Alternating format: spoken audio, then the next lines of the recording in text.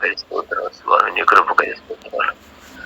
ఉన్నవాడు అనువాడు నా తండ్రి అయ్యా, నిన్న నేను ఏకరీతిగా ఉండి అబ్రహాము దేవుడి సాకులు విడిచి మాకు దేవుడిగా ఉన్న తండ్రి నీకు స్తోత్రం చెల్లిస్తున్నాను అయ్యా. ఈ ఉదయకాలం ప్రభా కూడి వచ్చిన శావుకులని పిల్లల్ని జ్ఞాపం చేసుకోండి. ప్రతి ఒక్కరు ప్రభా నీ వాకులు ఆశీర్వదించండి, బలపరచండి తండ్రి. నీ శావుకులు మీరు అభిషేకించయ్యా, నీ శక్తి గల వాకుతో అభిషేకించండి తండ్రి, నీకు స్తోత్రాలు అయ్యా. మా పుత్రుడు ఈ వాక్కుతో ప్రభా లోకాన్ని తలకం చేసింది, అదే వాక్కుతో ప్రభా రాసులు తను అభిషేకించండి, సహాయం చేయమని ప్రభా. సాతన పది క్రియలు లయపరచండి, రక్తం ఉంచండి ప్రభా, నీ ఆత్మ ఉంచండి, నీ నామం ఉంచండి ప్రభా. పరిచర్య మీద మీరే దీవించమని సహాయం చేయమని యేసునామములో అడుగుతున్నాం తండ్రి, ఆమేన్. ఆమేన్. ప్రార్థించిన రాబర్టయ్య గారికి వందనాలు. ప్రభు యొక్క కృప సమాధానములు మనందరికీ తోడై ఉండి నడిపించునుగాక. Amen. Praise the Lord, praise the Lord. మన ప్రభు అయిన యేసయ్యకు మహిమ ఘనత ప్రభావములు కలుగునుగాక. Praise the Lord. ప్రియమైన దేవుని పిల్లారా, ఇది మనందరం కూడా పరిశుద్ధ లేఖనాల నుంచి మనందరం పరిశుద్ధుడైన దేవుని దగ్గర మనందరం కూడా నేర్చుకుంటున్నాము. 2వ పేతురు పుస్తకంలో మనం 2వ అధ్యాయాన్ని కంప్లీట్ చేయడానికి ప్రభు మనందరికీ కృప చూపించి నడిపించాడు. ఈరోజు మరి 3వ అధ్యాయాన్ని మనందరం కూడా ధ్యానం చేసుకోబోతున్నాము. చాలా జాగ్రత్తగా మనం 3వ అధ్యాయం మొత్తం కూడా 18 వచనాలు ఉన్నాయి. 3వ అధ్యాయం మొత్తం కూడా 18 వచనాలు ఉన్నాయి. ఈ 18 వచనాలు కూడా రాకడ గురించినటువంటి సంగతులను గురించి పేతురు మాట్లాడడాన్ని చూస్తున్నాం. వాస్తవంగా ఈ రాకడ గురించినటువంటి విషయాల వలననే వాటి విషయంలో గ్రహింపు లేక మనందరం కూడా నష్టపోతున్నటువంటి విషయాలను మనం గుర్తుపట్టవచ్చు. రాకడ గురించి ఎవరికైతే ఆలోచన ఉండదో అలాంటి వాళ్ళు సిద్ధపడలేరు, లేకపోతే పరిశుద్ధ జీవితాన్ని ఏమాత్రం కూడా చేయలేరు. చూడండి, రాకడ ఆలస్యం అవుతుంది కదా అని, మనకు చాలా సమయం ఉంది కదా అని చాలామంది జీవితాల్లో వాళ్ళు పాపాన్ని విడిచిపెట్టలేరు. బిడ్లారా, ఒక తండ్రిగా నేను మీకు చెప్తున్నటువంటి సత్యాన్ని దయచేసి గుర్తుపట్టండి. ఈ ఉదయకాలంలో మనం గినక గుర్తుపట్టకపోతే చాలా నష్టం కలుగుతుంది. గమనించారా నాన్న? వాస్తవానికి రాకడ గురించిన ఆలోచన పాపము లేని జీవితాన్ని మనకు ఇస్తుంది. ఈ రోజున సాతాను వెలుగుదూతగా ఉండి సర్వప్రపంచాన్ని కూడా మోసం చేసి నాశనం చేస్తున్నటువంటి పరిస్థితులు ఏదైనా ఉంది అనంటే అది రాకడ గురించినటువంటి ఆలోచన మన జీవితంలో లేకుండా చేస్తుంది. దయచేసి ఈ మాటను మనం చాలా జాగ్రత్తగా అర్థం చేసుకోవాలి. ఈ రాకడ గురించినటువంటి ఆలోచనే పాపము లేని జీవితాన్ని మనకు అనుగ్రహిస్తుంది. మరలా చెప్తున్నాను చూడండి, ఈ సువార్త అంతా కూడా ఒక మనిషిని రాకడ కొరకు సిద్ధపరిచేది అనే సత్యాన్ని మనందరం కూడా గుర్తుపట్టాలి. రాకడికి ప్రతి మనిషిని సిద్ధపరచగలిగిన శక్తి దేనిలో ఉందంటే రాకడ గురించినటువంటి ప్రత్యక్షతలో ఉంది. ఇప్పుడు సర్వప్రపంచం అంతా కూడా మోసగించబడిన వాళ్ళై రాకడ విషయంలో తమ ఆలోచనలో ఆలోచించుకునే సమయాన్ని ఇవ్వక అనేక మంది వాళ్ళ స్వనీతి మీద ఆధారపడి మరి రాకడ ప్రభు ఆలస్యం చేస్తున్నాడు, మనకేం బాధ లేదు అనేటువంటి జీవితాన్ని కలిగి ఉండడాన్ని మనం చూస్తున్నాం. గమనించారా నాన్న? కనుక పరిశుద్ధ లేఖనాల్లో ఈ 3వ అధ్యాయం మొత్తం కూడా ప్రభు యొక్క రాకడను గురించినటువంటి సంగతులే చెప్పబడ్డాయి. నేను 3వ అధ్యాయం 1వ వచనం నుంచి 18 వచనాల వరకు జాగ్రత్తగా చదువుతాను. దయచేసి ఒకసారి ఈ అధ్యాయం మొత్తం కూడా నేను ఇంట్రడక్షన్ ఇస్తాను. ఈరోజు మొత్తం ఒక్కొక్కసారి ఒక్కొక్క మాటను మనం ధ్యానం చేసుకుందాం. చూడండి నాన్న ప్రియులరా, ఈ 2వ పత్రిక మీకిప్పుడు వ్రాయిచున్నాను. చూడండి, ఇది 2వ పత్రిక రాస్తున్నాను అని ప్రారంభించాడు 3వ అధ్యాయం. అప్పటికే 1వ అధ్యాయం అంతా కూడా మనం చూసాం. 1వ అధ్యాయం అంతా కూడా మరి ప్రభు యొక్క కార్యాలను గురించి మనం చదువుకుంటూ వచ్చాం. అంటే నిజమైన క్రైస్తవుడు సత్య సంబంధమైన దేవుని బిడ్డ చేయవలసినటువంటి జీవితాన్ని గురించి మనం 1వ అధ్యాయం అంతా కూడా ధ్యానం చేసుకున్నాం. 2వ అధ్యాయంలోకి వచ్చేప్పటికి దుర్బోధకులు ఎలాగుంటారో, వాళ్ళ మీద దేవుని యొక్క తీర్పులు ఎలాగుంటాయో మనం ధ్యానం చేసుకున్నాం. అలాగే 3వ అధ్యాయంలోకి వచ్చేప్పటికి ప్రభు యొక్క రాకడను గురించినటువంటి సంగతులను గురించి మనందరం కూడా చదువుకుంటున్నాం. ఇప్పుడు చూడండి ప్రియులారా, ఈ 2వ పత్రికను మీకు ఇప్పుడు రాయిచున్నాను. పరిశుద్ధ ప్రవక్తల చేత పూర్వమందు పలుకబడిన మాటలను ప్రభు అయిన రక్షకుడు మీ అపోస్తుల ద్వారా ఇచ్చిన ఆజ్ఞను మీరు జ్ఞాపకం చేసుకొనవలెనని ఈ విషయములను మీకు జ్ఞాపకం చేసి నిర్మలమైన మీ మనస్సాక్షులను రేపుచున్నాను. చూడండి, ఇక్కడ 2వ వచనంలో మాట్లాడే మాటని మనం చాలా జాగ్రత్తగా అర్థం చేసుకోవచ్చు. 2వ వచనంలో మాట్లాడుతున్న మాట ఏంటంటే, పాత నిబంధన జ్ఞాపకం చేస్తున్నాడు, క్రొత్త నిబంధనను జ్ఞాపకం చేస్తున్నాడు. పరిశుద్ధ ప్రవక్తల చేత పూర్వమందు పలకబడిన మాటలను మన ప్రభు అయిన రక్షకుడు అనగానే కొత్త నిబంధన. ఈ పాత నిబంధన కొత్త నిబంధన అనేది రెండూ కూడా మరి మనకు తెలియాలి. ఈ 2 గ్రంథాలను గురించి మనం బాగా చదువుకొని మనం తెలుసుకోగలిగితే మనందరం కూడా రాకడను గురించి సిద్ధపడగలము అనేటువంటి సత్యాన్ని మొట్టమొదట మనం తెలుసుకోవాలి. ఇప్పుడు పాత నిబంధన తెలియాలి, కొత్త నిబంధన తెలియాలి. ప్రభు యొక్క రాకడలో సిద్ధపడాలంటే ఈ 2 గ్రంథాలు మనకు తెలిసి ఉండాలి. గమనించారా? చూడండి, ఆ ప్రభు అయిన రక్షకుడు మీ అపోస్తుల ద్వారా ఇచ్చిన ఆజ్ఞను మీరు జ్ఞాపకం చేసుకొనవలెనను విషయమును మీకు జ్ఞాపకం చేసి నిర్మలమైన మీ మనస్సులను రేపుచున్నాను. చూడండి, కొత్త నిబంధన పాత నిబంధన మన మనస్సులో ఉండాలి. అంటే ముందల రాకడ గురించి మనకి తెలియాలంటే ముందల మనకు అర్థం కావలసినటువంటి విషయం ఏంటంటే, రాకడ విషయాల్లో మన మైండ్ పనిచేయాలి. మనస్సు అంటే మైండు. గమనించారా? ఈ రోజుల్లో చాలామందికి దిగులు లేకుండా ప్రశాంతంగా గడుపుతున్నారంటే అర్థం ఏంటో తెలిసినా, రాకడ గురించినటువంటి ఆలోచనలు వారికి లేవు అని అర్థం. మరలా చెప్తున్నాను, చాలా జాగ్రత్తగా అర్థం చేసుకోండి. దేవునికి మహిమ కలుగును గాక. Praise the Lord. హల్లెలూయా. చూడండి నాన్న, మరలా చెప్తున్నాను, జ్ఞానంగా అర్థం చేసుకోండి. రాకడ గురించినటువంటి ఆలోచన మన మైండ్ ఎక్కడా కూడా పని చెయ్యదు. మన మైండ్లో చూడండి, ఏ వ్యక్తినైనా ఒకసారి ఆలోచించగలిగితే మన మైండ్ పనిచేయదు. అంటే మన మనస్సులో ఎక్కడా కూడా ప్రభు యొక్క రాకడ గురించినటువంటి ఆలోచనలు కానీ ఎక్కడా కూడా పనిచేయవు. కారణం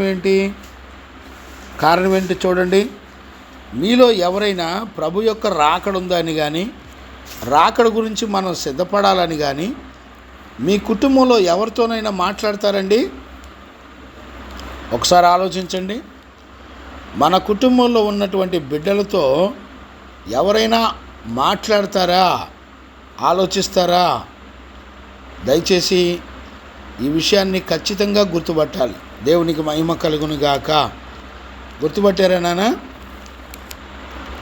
మనం ఎవరితోనైనా మన ఇంట్లో రక్త సంబంధులు, బంధుమిత్రులతో, తల్లిదండ్రులతో, భార్య బిడ్డలతో మనం ప్రభు యొక్క రాకడ కొరకు సిద్ధపడాలి అనే మాట ఎవరైనా మాట్లాడతారండి? అందుకని ఇక్కడ మనస్సుని మరలా రేపుతున్నాను అంటాడు పేతురు. ఈ మనసు రేపబడకపోతే, అంటే మనసులో ప్రభు యొక్క రాకడ గురించి సిద్ధపడాలనే ఆలోచన మనస్సు కనుక లేకపోతే, నీ జీవితంలో పాపం, నిన్ను పట్టుకున్న పాపం ఎన్నడూ కూడా విడిచిపెట్టదో అనేటువంటి సత్యాన్ని కూడా గుర్తుపట్టాలి. 3వ వచనం, అంత్య దినములలో అపహాసకులు అపహసించుచూ వచ్చి తమ స్వకీయ దురాశలను ఆశల చొప్పున నడుచుకొనుచు. చూసారా? అంత్య దినములలో అపహాసకులు అంటే అపహాస్యం చేస్తూ ఉంటారంట. ఏంటి, ప్రభు వస్తానన్నాడు, ఇంతవరకు రాలేదు అని అపహాస్యం చేస్తూ ఉంటారంట. ఎందుకు అంటే తమ స్వకీయ దురాశల చొప్పున నడుచుకొనుచు. వాళ్ళకున్న ప్రాబ్లం ఏంటంటే వాళ్ళ సొంత నీతి ఆలోచన గురించి ఆలోచించుకుంటూ దురాశల చొప్పున నడుచుకుంటూ ఉంటారు. ఇప్పుడు చూడండి, రాకడ కొరకు సిద్ధపడే మనసు ఎవరిలో అయితే ఉండదో వాళ్ళల్లో దురాశలకు సంబంధించినటువంటి క్రియలు ఉంటాయి. స్వకీయ దురాశలు అంటే వాళ్ళ సొంత పాపాలు, వాళ్ళ సొంత ఇష్టాలు నెరవేర్చుకోవడానికి సిద్ధపడతా ఉంటారు. కానీ ప్రభు యొక్క రాకడ ఉందని భయపడే వాళ్ళు ఎవరూ కూడా ఉండరు.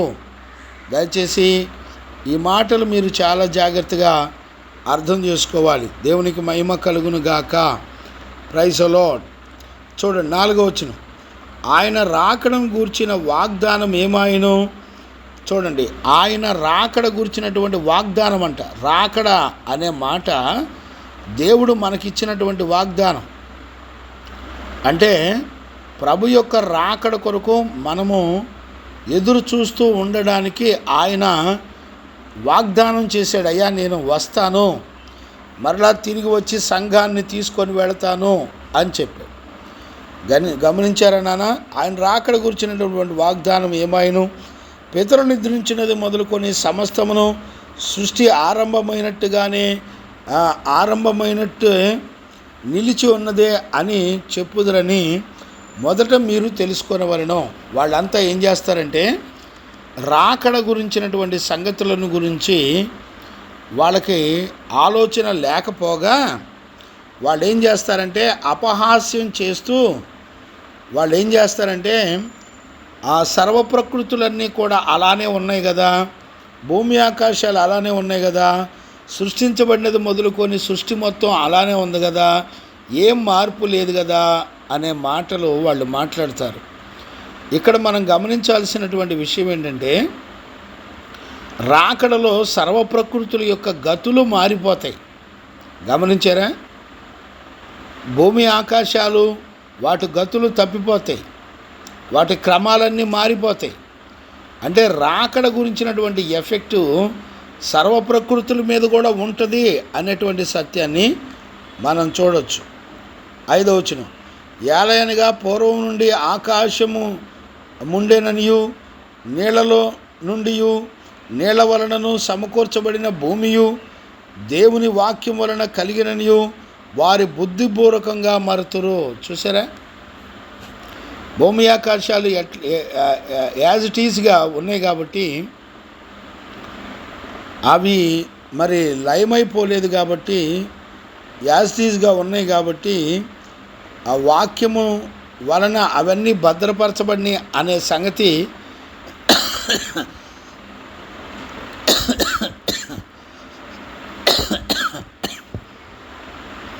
బుద్ధిపూర్వకంగా వాళ్ళు మర్చిపోయారు అనేటువంటి సంగతి మనం చూడవచ్చు. గమనిస్తున్నారా? 6వ వచనం, ఆ నీళ్ల వలన ఇప్పుడున్న లోకము నీటి వరదలలో మునిగెను. మునిగి నశించెను.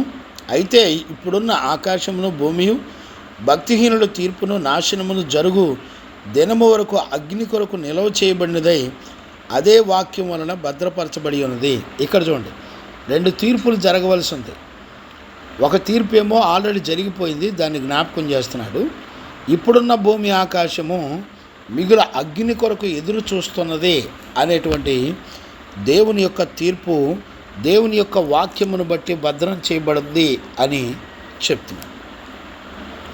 8వ వచనం, ప్రియులారా, ఈ సంగతులు మర్చిపోకుడి.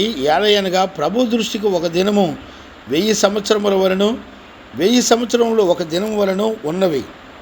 గమనించారా? అంటే ఇక్కడ టైం సెన్స్ చెప్తుంది. 8వ వచనంలో టైం సెన్స్ చెప్తుంది.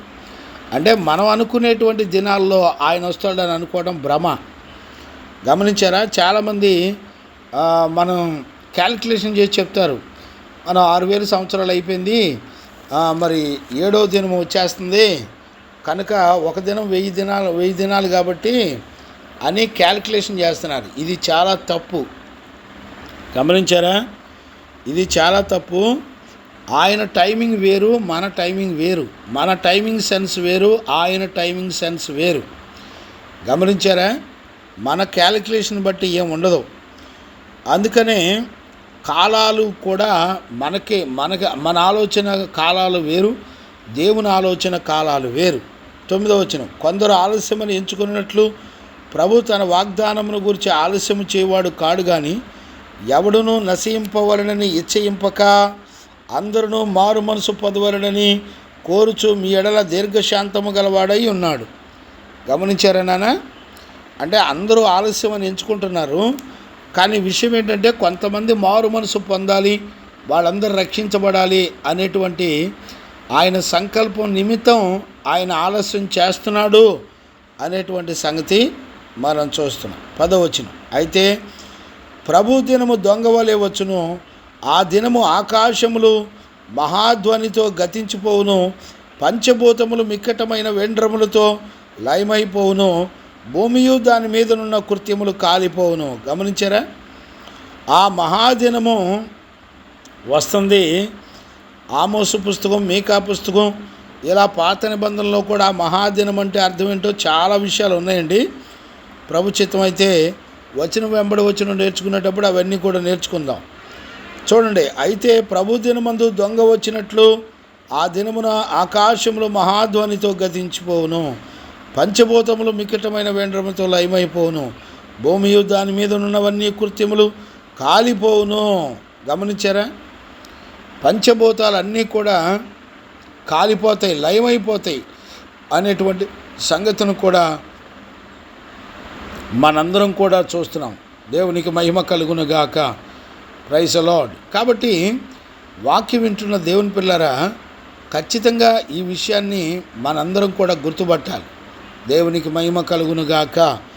చూడండి 11వ వచనం, ఇవన్నీ ఇట్లు లయమైపోవునవి గనుక ఆకాశములు రగులుకొని లయమైపోవునట్టు పంచభూతములు మహావేంద్రముతో కరిగిపోవునట్టు దేవుని దినపు రాకడ కొరకు కనిపెట్టుచు దానిని ఆశతో అపేక్షించుచు మీరు పరిశుద్ధమైన ప్రవర్తనతోనూ భక్తితోనూ ఎంతో జాగ్రత్త గలవారై ఉండవలెను. గమనించారా?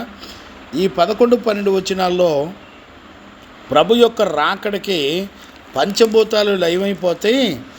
మనందరం ఆయన రాకడను ఆపేక్షిస్తూ పరిశుద్ధమైన ప్రవర్తన కలిగి మంచి భక్తి జీవితం చేస్తూ ప్రభు యొక్క రాకడ కొరకు మనందరం కూడా సిద్ధపడాలి అని దేవుని యొక్క వాక్యం చెప్తుంది. ఈరోజు ఉదయకాలంలో వాక్యం వింటున్న దేవుని పిల్లరా, ఖచ్చితంగా మనందరం కూడా గుర్తుపట్టాలి. దేవునికి మహిమ కలుగును గాక.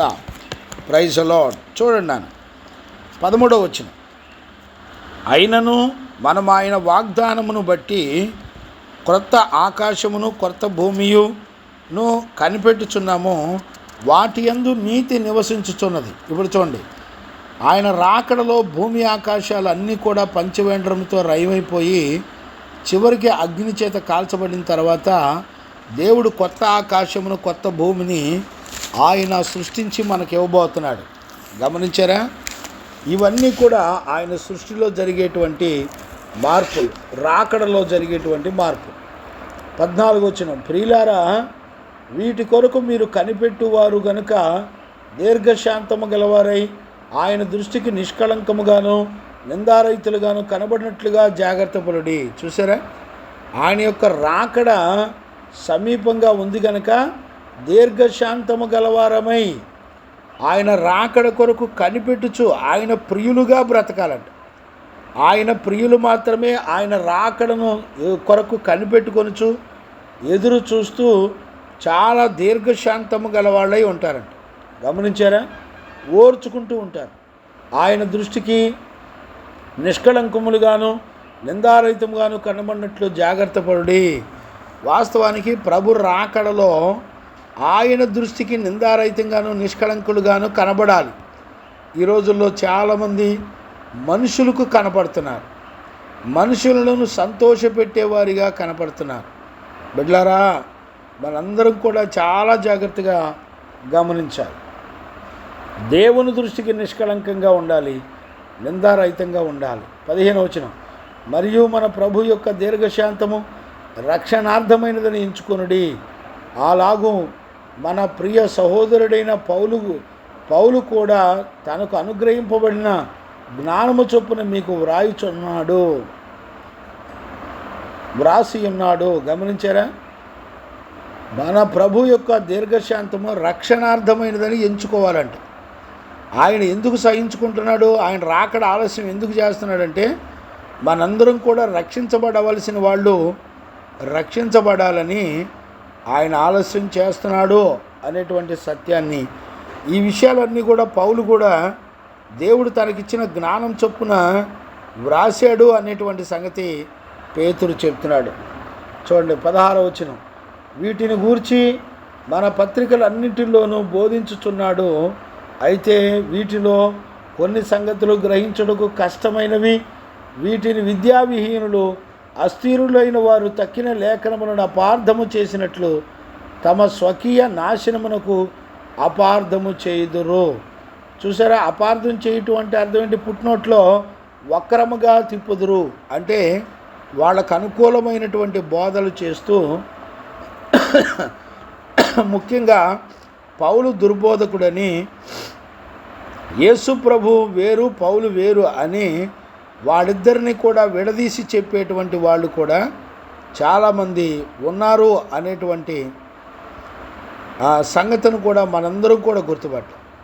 దయచేసి ఉదయకాలంలో మనందరం గమనించవలసినటువంటి ప్రాముఖ్యమైనటువంటి అనుభవం ఉంది అనే సత్యాన్ని గుర్తుపట్టాలి.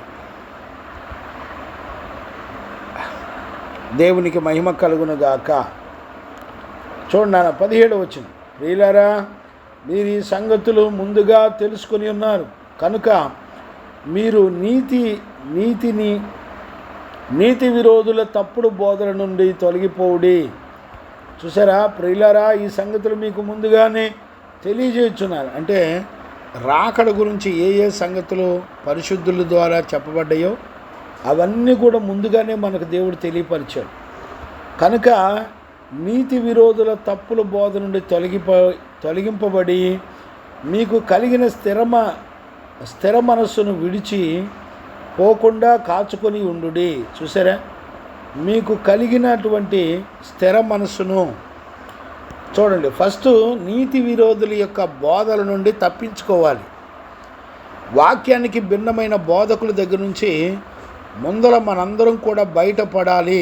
దయచేసి ఈ మాటను చాలా జాగ్రత్తగా అర్థం చేసుకోవాలని దైవజనుడిగా మిమ్మల్ని అందరినీ కూడా బతిమలాడుకుంటున్నాను. దేవునికి మహిమ కలుగునుగాక. గమనిస్తున్నారా నాన్న? అలాగెనుక తొలగిపోకుండా మన మనస్సు స్థిరపడిన ప్రకారంగా పరిశుద్ధులు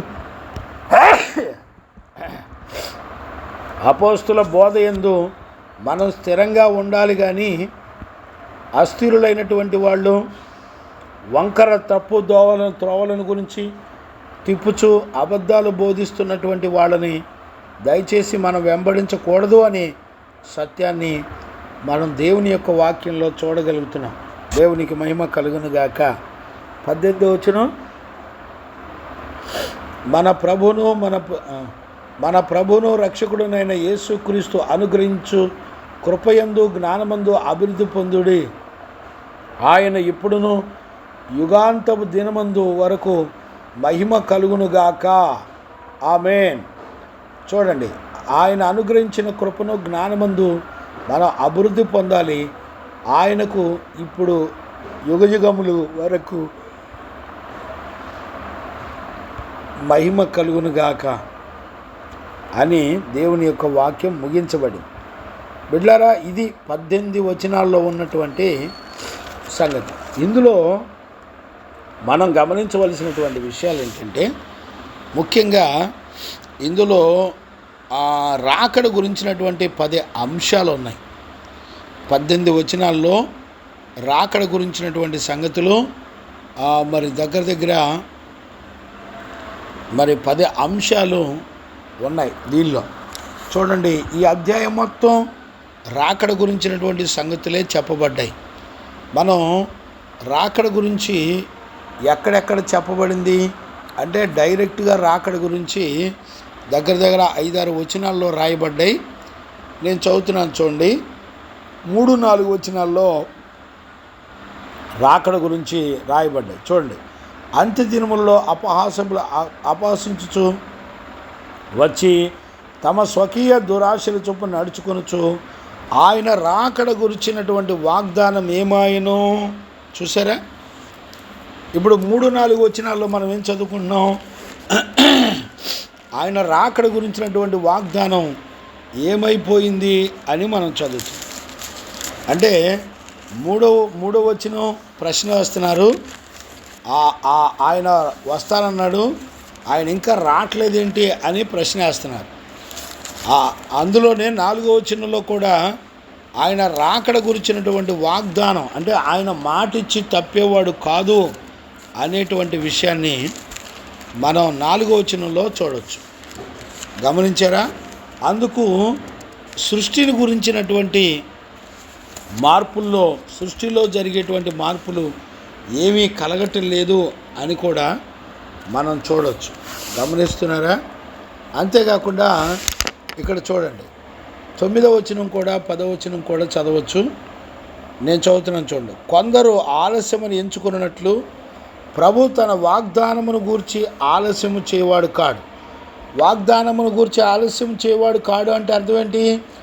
వాగ్దానము అంటే ఆయన రాకడ గురించినటువంటి మాట వాగ్దానం చేశాడు. ఇదిగో నేను వస్తాను, అంత్య దినములలో నా రాకడ ఉంటుంది, నేను వచ్చి సంఘాన్ని సిద్ధపరచుకొని తీసుకువెళ్తాను అనేటువంటి సంగతులు ఆల్రెడీ చెప్పాడు. ఆయన చెప్పిన ప్రకారంగా ఏమాత్రం కూడా ఆలస్యం చేయక వచ్చును. ఒకవేళ ఆలస్యం చేస్తున్నాడు అని అంటే అందరూ అంతటా మారు మనసు పొందాలని ఆలస్యం చేస్తున్నాడు అనేటువంటి విషయాన్ని కూడా మనం చూడవచ్చు. అందరూ మారు మనసు పొందాలని మీరు కోరుచు మీ ఎడల దీర్ఘశాంతము గలవాడై ఉన్నాడు. 10వ వచనం కూడా, అయితే ప్రభు దినము దొంగ వచ్చినట్లు వచ్చును. ఆ దినము ఆకాశములు మహాకాశములు గతించిపోవును, పంచభూతములు మిక్కటమైన వేండ్రములతో మరి లయమైపోవును అనేటువంటి విషయాలు కూడా మనం చూస్తున్నాం. చూడండి, 12వ వచనం కూడా, ఇవన్నీ ఇట్లా లయమైపోనట్టు, పంచభూతములు మహావేంద్రముతో కరిగిపోనట్టు దేవుని యొక్క దినపు రాకడ కనిపెట్టుచు దీనిని ఆశతో ఆపేక్షించుచు మీరు పరిశుద్ధమైన ప్రవర్తనతోనూ భక్తితోనూ ఎంతో శ్రద్ధ గలవారై ఉండవలను. ఇక్కడ గమనించారా?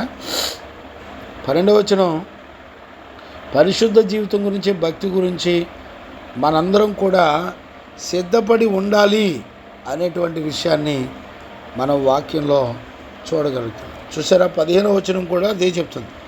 అయినను మనం ఆయన వాగ్దానమును బట్టి క్రొత్త ఆకాశము కొరకును కొత్త భూమి కొరకును కనిపెడుచున్నాము, వీటన్నిటి యందు నీతి నివసించుచున్నది. గమనించారా? కొత్త ఆకాశం, కొత్త భూమి, వీటన్నిటి గురించి ఈ లేఖనంలో నీతి నివసించుచున్నది అనేటువంటి విషయాన్ని మనం గమనించవచ్చు. గమనించారా నాన్న? ఇక్కడ 3:14 కూడా ప్రియులారా, వీటి కొరకు మీరు కనిపెట్టువారు కనుక అని రాయబడి. వేటి కొరకు కనిపెట్టువారు? ప్రభు యొక్క రాకడ కొరకు కనిపెట్టువారు గనుక అని రాయి. అంటే ఇంచుమించుగా 5-6 చోట్ల డైరెక్ట్గా ప్రభు యొక్క రాకడను గురించి మాట్లాడుతున్నట్టుగా మనం చూస్తున్నాం. ఇంతకీ ఈ 3వ అధ్యాయం అంతా కూడా ప్రభు యొక్క రాకడను గురించి ఎందుకు చెప్తున్నాడు అనంటే, ప్రభు యొక్క రాకడలో మొదటి అధ్యాయంలో సిద్ధపడే పరిశుద్ధుల గుంపు సిద్ధపడతానే ఉంటారు. 2వ అధ్యాయంలో దుర్బోధకుల చేతిలో పడేవాళ్ళు పడుతూ పాతాళానికి వెళ్ళిపోతూ ఉంటారు.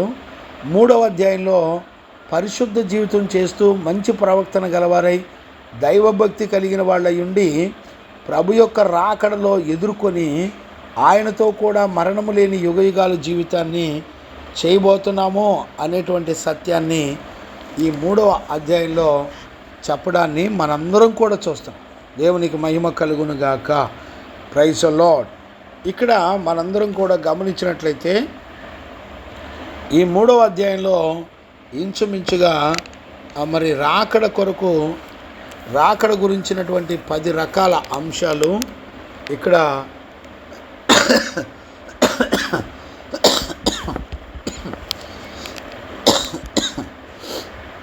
రాకడ గురించినటువంటి 10 అంశాలు ఇక్కడ రాయబడ్డాయి.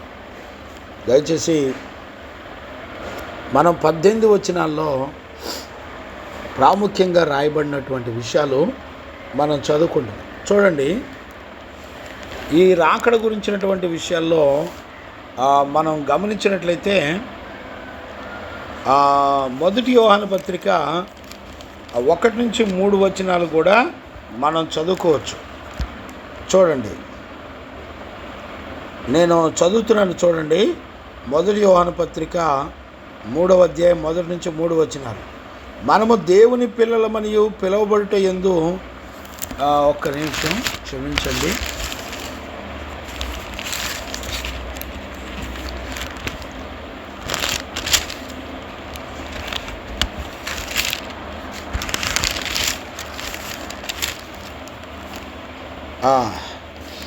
మనము దేవుని పిల్లలమనియు పిలువబడినట్లు తండ్రి తనకెట్టి ప్రేమను అనుగ్రహించెనో చూడుడి.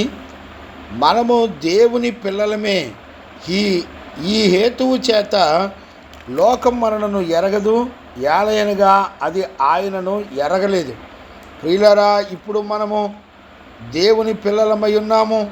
మనమిక ఏమవుదుమో అది ఇంకా ప్రత్యక్షపరచబడలేదు. కానీ ఆయన ప్రత్యక్షమైనప్పుడు ఆయన ఉన్నట్టుగానే ఆయనను చూతుము గనుక ఆయనను పోలి ఉందుమని ఎరుగుదుము. గమనించారా నాన్న? మనందరం కూడా ఆయనను పోలి ఉందుము అని ఎరుగుదు. గమనించారా? ఆయన పిల్లలము. ఆయన ప్రేమంతా మనకు చూపించాడు. ఆయన ప్రేమ ద్వారా మనలందరినీ కూడా రక్షించి కాపాడుకున్నాడు. అంతేకాకుండా ఆయన పోలికను, ఆయన రూపమును మనకిచ్చాడు. గమనించారా? రాకడలో మనం అందరం కూడా సిద్ధపడి ఎత్తబడాలంటే ఆయన పోలికను, ఆయన స్వరూపమును మనం కలిగి ఉండాలి. 2వ వచనం మళ్ళా చదువుతున్నాం చూడండి. ప్రియులారా, ఇప్పుడు మనము దేవుని పిల్లలమై ఉన్నాము. మనమిక ఏమవుదుమో అది ఇంకనూ ప్రత్యక్షపరచబడలేదు. కానీ ఆయన ప్రత్యక్షమైనప్పుడు ఆయన ఉన్నట్లుగానే ఆయనను చూతుము గనక ఆయనను పోలియుందు మరి ఎరుగుదుము. చూసారా?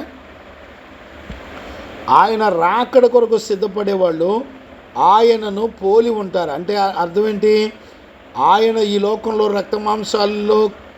రక్తమాంసాలను కలిగి ఉండి ఆయన ఎలాంటి జీవితం చేశాడో ఎగ్జాక్ట్లీ మనం కూడా అదే జీవితాన్ని చేస్తాం. ఇప్పుడు చూడండి, ఆయన రక్తమాంసాల్లో ఏ జీవితం చేశాడు చెప్పండి? ఆయన రక్తమాంసాల్లో ఓర్చుకున్నాడు, ఇతరులను క్షమించాడు, హింసిస్తున్న వాళ్ళని దీవించాడు. గమనించారండి? పరిశుద్ధ జీవితం చేశాడు, పాపము లేని జీవితాన్ని చేశాడు, ఆయన నీతి క్రియలు చేశాడు, అనేక మందిని శ్రమలో ఉన్న వారిని ఓదార్చాడు, రోగాలతో పీడించబడుతున్న వాళ్ళని, దుష్ట శక్తులతో పీడించబడుతున్న వాళ్ళని కాపాడాడు. బిడ్డలారా, ఈ మాటలు ఆయన పోలిక అని అంటే అర్థం ఏంటంటే, ఆయన రక్తమాంసాలు ధరించుకొని ఆయన భూమండలం మీద ఏ కార్యాలు ఆయన బతికుండంగా చేశాడో ఎగ్జాక్ట్లీ రాకడ కొరకు సిద్ధపడే వాళ్ళ జీవితాల్లో కూడా సేమ్ అలాంటి అనుభవాలే ఉంటాయి.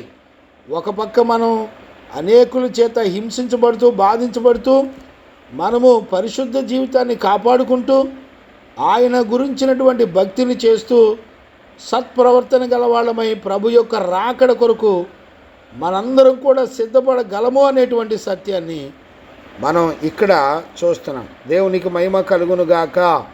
Praise the Lord. ఇప్పుడు చూడండి, ఇప్పుడు మనము దేవుని పిల్లలమై ఉన్నాము. ఎప్పుడు రాకడ గురించినటువంటి సంగతుల్లో మన జీవితం ఎలాంటి జీవితం నడిపించబడిందో తెలిసిన మనల్ని ఎవరు చూసినా వీళ్ళు దేవుని పిల్లలు అని సాక్ష్యం ఇస్తారు. గమనించారా? యోహాను చెప్పేది అదే. రాకడలో మనందరం కూడా దేవుని పిల్లలమనే సాక్ష్యాన్ని పొందుతాం. ఈ రోజున వాక్యం వింటున్న దేవుని పిల్లరా, మన గురించినటువంటి సాక్ష్యం ఏముంది? ఈ రోజున గుర్తుపట్టగలుగుతున్నారా? ఆలోచించగలుగుతున్నారా? చూడండి, మనము దేవుని పిల్లలమై ఉన్నాము. మనం ఇకను ఏమవుదుమో? మనము దేవుని పిల్లలం అనబడకపోతే మనం ప్రభు యొక్క రాకడ కొరకు సిద్ధపడలేము అనేటువంటి సత్యాన్ని గుర్తుపట్టాలి. దేవునికి మహిమ కలుగునుగాక. చూడండి నాన్న, ఇక్కడే మొదటి యోహాను పత్రికలోనే 1వ అధ్యాయం 12వ వచనం కూడా నేను చదువుతాను. చూడండి, ఒక్క నిమిషం నాన్న. యోహాను సువార్తలో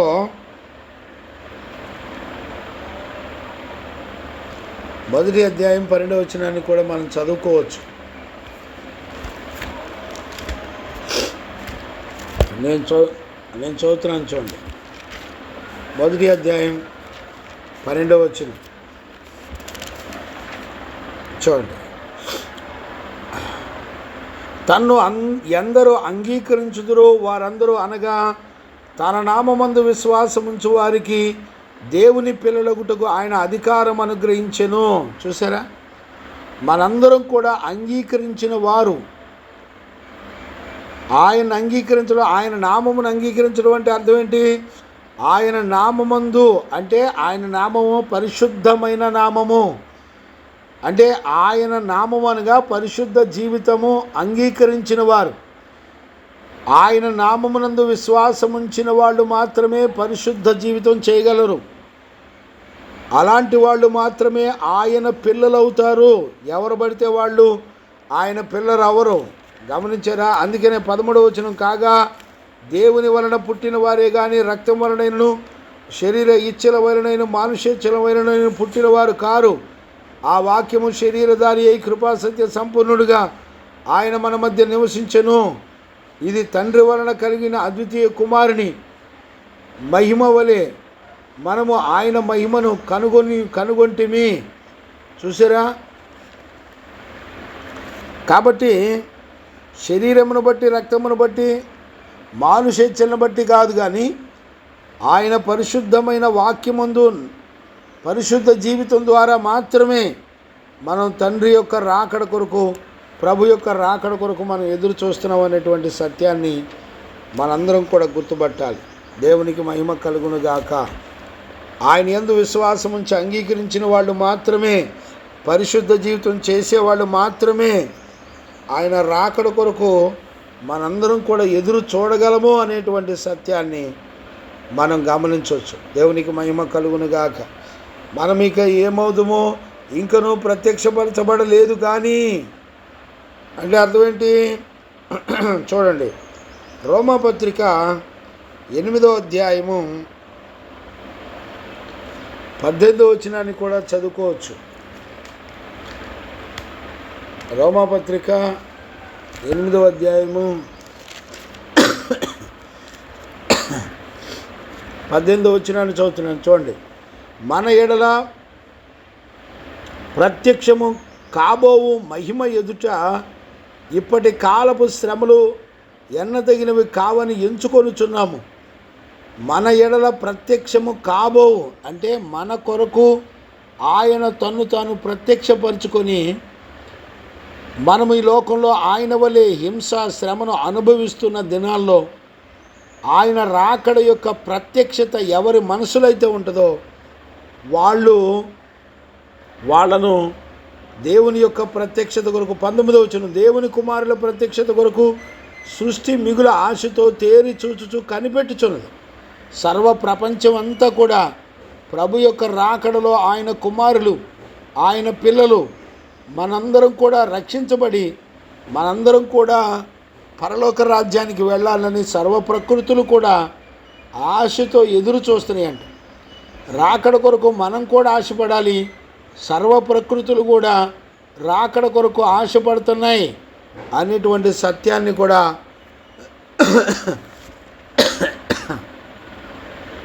మనందరం చూడగలుగుతున్నాం. దేవునికి మహిమ కలుగును గాక. అంతేకాకుండా 2 కొరింథీ పత్రిక 4వ అధ్యాయం 17వ వచనాన్ని కూడా మనం చూడవచ్చు. 2 కొరింథీ పుస్తకం 4వ అధ్యాయం 17వ వచనాన్ని కూడా మనం చదువుకోవచ్చు. నేను చదువుతున్నాను, చూడండి. మేము దృశ్యమైన వాటిని చూడక అదృశ్యమైన వాటిని నిదానించు చూచుచున్నాము గనక క్షణమాత్రముండు మా చులకని శ్రమ మా కొరకు అంతకంతకు ఎక్కువగా నిత్యమైన మహిమాభారము కలుగజేయుచున్నది. ఏలయనగా దృశ్యమైనవి అనిత్యములు, అదృశ్యమైనవి నిత్యములు. చూసారా, కనబడేవి అనిత్యములు, అదృశ్యమైనవి నిత్యములు. చూడండి, మనం దేవుని యొక్క రాజ్యము మనకు అదృశ్యమైనదిగా కనబడుతుంది, కానీ అది నిత్యమైనది అని దేవుని యొక్క వాక్యం చెప్తుంది. గమనించారా? రాకడలో అది నిత్యమైనది. ఏది? దేవుని యొక్క రాజ్యం. ఇప్పుడు చూడండి, చాలామందిలో దేవుని యొక్క రాజ్యం ఎలాగుంటుందో చూడండి, మనం లేఖనాల్లో చదువుతున్నాం కానీ కనులారా చూడలేదు. అదృశ్యమైనవి నిత్యమైనవి అనేటువంటి వాక్యాన్ని కూడా మనం దయచేసి గమనించవచ్చు. దేవునికి మహిమ కలుగును గాక. Praise the Lord. అందుకని మనము అదృశ్యమైనటువంటివి మరి నిత్యములు అనేటువంటి విషయాన్ని కూడా మనం చూస్తున్నాం. దేవునికి మహిమ కలుగును గాక. గమనిస్తున్నారా నాన్న? దేవునికి మహిమ కలుగును గాక. Praise the Lord. ఇప్పుడు చూడండి, మరొక మాటను కూడా నేను జ్ఞాపకం చేస్తాను. ఇక్కడే 1 యోహాను పత్రిక 2వ అధ్యాయం 28వ వచనాన్ని కూడా మనం చదువుకోవచ్చు. కాబట్టి చిన్నపిల్లలారా, ఆయన ప్రత్యక్షమైనప్పుడు ఆయన ఆగమనమందు మనము ఆయన ఎదుట సిగ్గుపడక ధైర్యము కలిగి ఉండునట్లుగా మీరు ఆయన యందు నిలిచి ఉండుడి. చూసారా, మనం ఎక్కడా కూడా సిగ్గుపడం, మనం ఎగతాళి చేయబడం. ఖచ్చితంగా ఆయన యొక్క మహిమగల రాకడ కొరకు మనందరం కూడా సిద్ధపడగలము అనేటువంటి సత్యాన్ని కూడా మనందరం చూస్తున్నాం. గమనించారా నాన్న? అందుకనే మనల్ని సిగ్గుపరచకుండా దేవుడు అంటాడు, ఇదిగో ఆయన కొత్త ఆకాశము కొత్త భూమిని కూడా చేశాడు అనేటువంటి సత్యాన్ని మనం చూడవచ్చు. అందుకని 2 పేతురు పుస్తకం 3వ అధ్యాయం 13-14 వచనాల్లో కూడా అదే విషయం చెప్తున్నాడు. అయినను మనం ఆయన వాగ్దానమును బట్టి కొత్త ఆకాశమును కొత్త భూమి కొరకు కనిపెట్టుకొనుచున్నాము, వాటి యందు నీతి నివసిస్తుంది. చూసారా, ఆయన వాగ్దానమును బట్టి కొత్త ఆకాశం కొత్త భూమి. గమనించారా? ఇప్పుడు మనందరం కూడా ఆయన రాకడలో మనకు అనుగ్రహించబడే కొత్త ఆకాశం కొత్త భూమి ఉంది. నమ్మేవాళ్ళు ఎవరున్నారు? చూసేవాళ్ళు కూడా ఎవరు లేరు. గమనించారా నాన్న? ఆ మాటను గురించి కూడా మరి ఆల్రెడీ యెషయా పుస్తకంలో కూడా మనం చూడవచ్చు. ఆ యెషయా పుస్తకం 65:17 మనం చదవచ్చు. నేను చదువుతాను, చూడండి. యెషయా పుస్తకం 65:12 వచనాన్ని 17 వచనాన్ని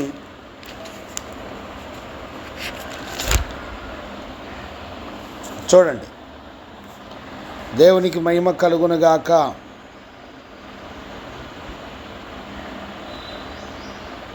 17వ వచనం, తోటలోనికి వెళ్ళవలనని మధ్య నిలిచి ఉన్న, క్షమించండి, 65లో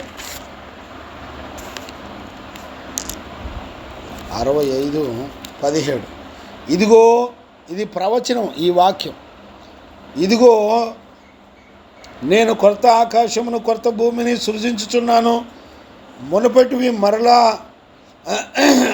మునుపటివి మరుగుపడును, జ్ఞాపకమునకు రావు. నేను సృజించుచున్న దానిని గూర్చి మీరు ఎల్లప్పుడూ హర్షించి ఆనందించుడి.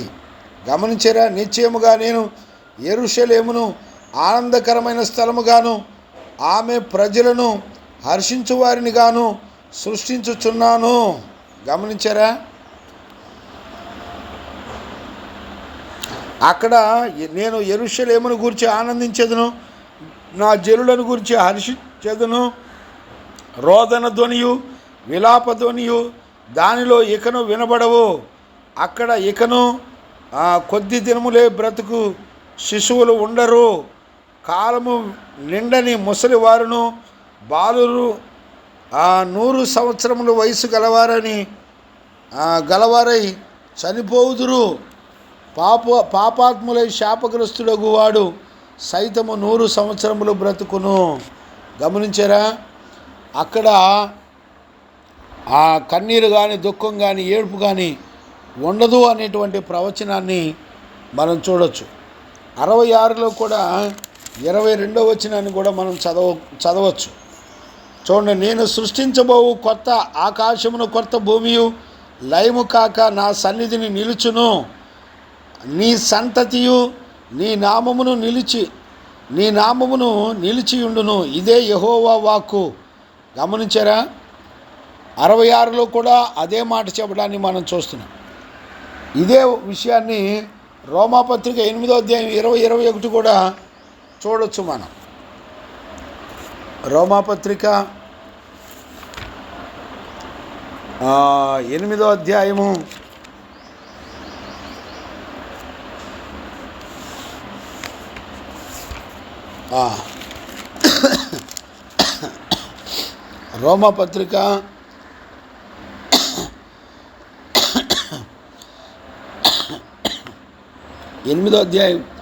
20-21. యాలైనగా సృష్టి నాశనమునకు లోనైన దాస్యములో నుండి విడిపింపబడి దేవుని పిల్లలు పొందబోయు మహిమ గల స్వాతంత్ర్యమును పొందుదునను నిరీక్షణ గలదై స్వేచ్ఛగా కాక దానిని లోపరిచిన వాని మూలముగా వ్యర్థపరచబడెను. సృష్టి యావత్తు ఇదివరకు ఏకగ్రముగా మూలుగుచు ప్రసవేదన పడుచున్నదని ఎరుగుదుము. అంతేకాదు, ఆత్మ యొక్క ప్రథమ ఫలము నొందిన మనము కూడా దత్తపుత్రత్వము కొరకు, అనగా మన దేహము యొక్క విమోచన కొరకు కనిపెట్టుచు మనలో మనము మూలుగుచున్నాము. యాలయనగా మనము నిరీక్షణ కలిగిన వారమై రక్షించబడితిమి. నిరీక్షింపబడినదిగా కనబడినప్పుడు నిరీక్షణతో పని ఉండదు. తాను చూచుచున్న దాని కొరకు ఎవడు నిరీక్షించును? మనము చూడని దాని కొరకు నిరీక్షించిన యెడల ఓపికతో దాని కొరకు కనిపెట్టుకుందుము. దేవునికి మహిమ కలుగునుగాక. Praise the lord. గమనిస్తున్నారా నాన్న? ప్రకటన పుస్తకం 21:1లో కూడా అదే విషయాలు రాయబడ్డాయి. గమనించారా? ఆ మాట కూడా నేను చదువుతాను, చూడండి. 21 మొదటి వచనం. మరియు పెద్ద సంఖ్యలో 21 మొదటి వచనం. అందుచేత నేను కొత్త ఆకాశమును కొత్త భూమిని చూచితిని. మొదటి ఆకాశము మొదటి భూమియు గతించిపోయెను, సముద్రమును ఇక లేదు. మరియు నేను నూతనమైన యెరూషలేమును ఆ పరిశుద్ధ పట్టణము తన భర్త కొరకు అలంకరింపబడిన పెండ్లి కుమార్తె వలె సిద్ధపడి పరలోకమందున్న దేవుని యొద్ద నుండి దిగి వచ్చుట చూచితిని. చూసారా? మన కొరకు కొత్త ఆకాశం కొత్త భూమి దేవుని యొద్ద నుండి దిగి వస్తుందంట. గమనించారా నాన్న? మన కొరకు ఆయన సిద్ధపరిచిన మహాపరిశుద్ధమైన పట్టణం ఉంది.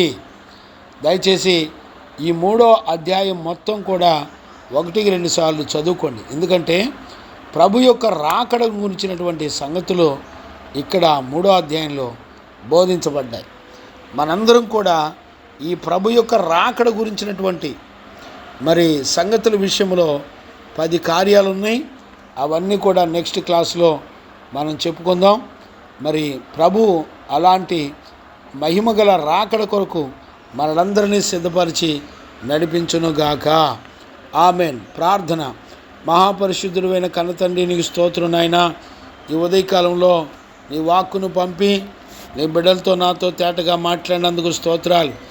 ఈ 3వ అధ్యాయము యొక్క ముఖ్యమైన ఉద్దేశాలన్నీ కూడా బిడ్డలకు తెలియపరిచి వారి హృదయాలను మీరు సిద్ధపరిచినందుకు కృతజ్ఞతాస్తుతులు చెల్లిస్తూ ఈ 2వ పేతురు పుస్తకం 2 అధ్యాయాలు ముగించడానికి కృప చూపారు.